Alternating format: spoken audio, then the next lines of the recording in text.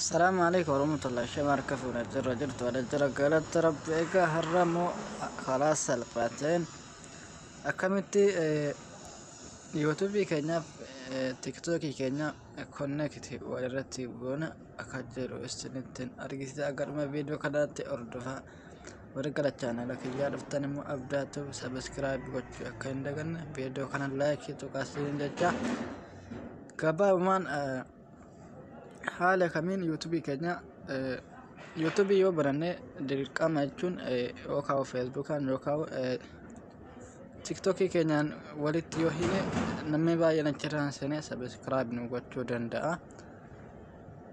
Egaa karaa salphaadhaan kan hojjetachuu dandeenyu akkadhuma viidiyoo kanatti hordofaa. Egaa tiktokii keenya keessa ni seena jechuudha. Tiktokii keenya keessa seenaa.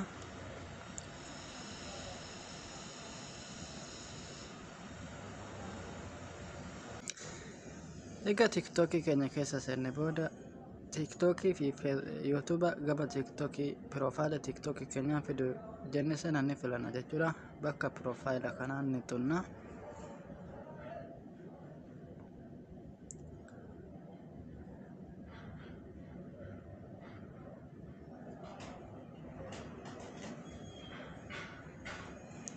Haala kanaan nama fooloo nu gaafatedha kuni. Amma haala kanaan edit profile bakka jedhu kana ni tunna yeroo tokko irratti tunna jechuudha.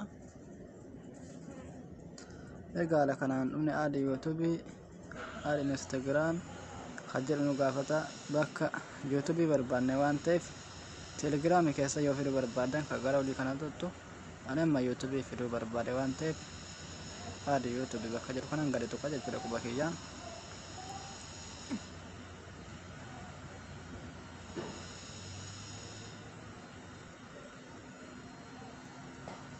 Haala kanaan gama yuutuuba kiyyaan dabarsaa jira jechuudha. Okay.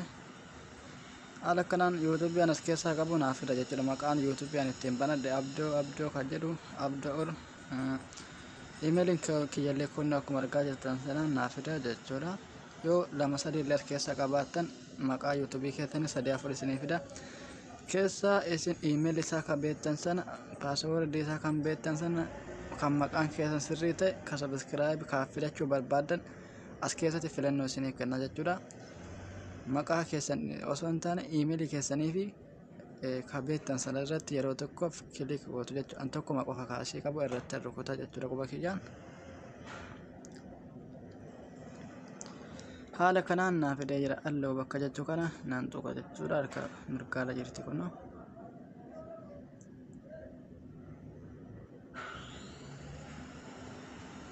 Usman eeggannaa jechuudha. Haala waan dandeettii neetworkii keenyaatiin nu fugeessa. Okay. Haala kanaan amma keessaa baanee nuuf hidhame moo hin hidhamne kan jedhu okay kun dhufee jira jechuudha.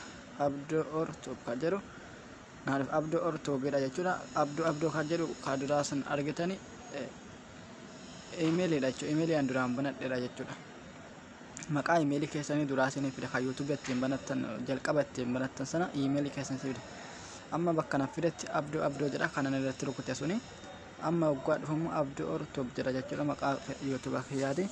Haala kanaan emailii YouTube beektan sana irratti yoo gad rukuttan isin dhufuu danda'a.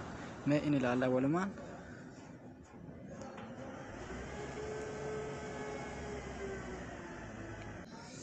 Haaluma argitan kanaan YouTubein kun dhufee jira jechuudha. Viidiyoo tokko TikTok irratti yoo maxxanse namaan seenaatii YouTube kiyya subscribe naaf godhaa yoo jedhe haala kanaan mallattoo profile picture kiyyaa jala yoo seena in argatu.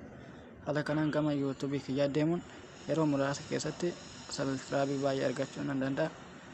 Barumsi koo yoo isinitti tole viidiyoo kana like tuqaa abdaatu subscribe gochuu akka hin daganne barumsa baay'ee irraa argattu.